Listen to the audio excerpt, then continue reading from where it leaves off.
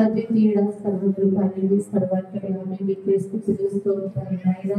గరుడవు శ్రేష్ఠుడు ప్రభువా, మహామహిమతో నిండినటువంటి మహాప్రభావం కలిగినటువంటి మా పరమ తండ్రి మీకే స్తుతులు స్తోత్రాలు ప్రభువా.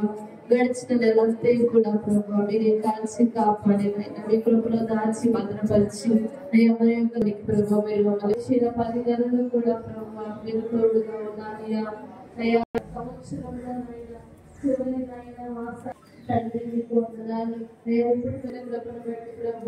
మీకేమైనా స్థుతులు స్తోత్రాలు. ఈ 10 నెలలు కూడా ప్రభా ఎన్నో అనారోగ్యాలు వచ్చాయి ప్రభా, ఎన్నో అవమానాలు వచ్చినాయి. తీసుకోకుండా అనారోగ్యాల్లో బలహీనలు కాకుండా ప్రభా మీరు ఎంతగానో ప్రభు చూపించారు తండ్రి. ఎదురు బట్టి మీకు అక్షరాజాల వల్ల మయమనట్లు వేళగా మమ్మల్ని నింపి తృప్తిపరిచిన విధానాన్ని బట్టి నాయన అయ్యా మీకు ఏమి ఇచ్చినా కూడా మేము రుణాన్ని తీర్చలేం ప్రభా. ఈ 11వ నెలలోనికి మేము ప్రవేశపెట్టబడి ఉండగా ప్రభా ఇదంతా కూడా నీ కృపా క్షేమములు మా వెంట వచ్చేలాగా సహాయం చేయండి ప్రభా.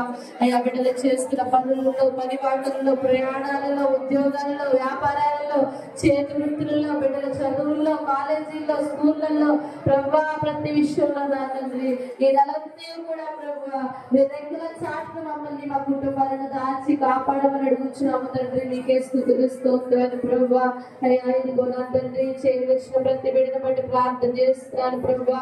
ఈరోజు లోబడే బిడ్డలుగా మా బిడ్డలు ఉండాలయ్యా. అయ్యా నీకు నాయన లోబడే వారిగా ఉండాలి ప్రభా. నీ వాక్యాన్ని ధ్యానించే బిడ్డలుగా మా బిడ్డలను దీవించండి దేవా. అయ్యా తండ్రి మీకు స్తోత్రాలు. చిన్ననాటి నుండే ప్రభా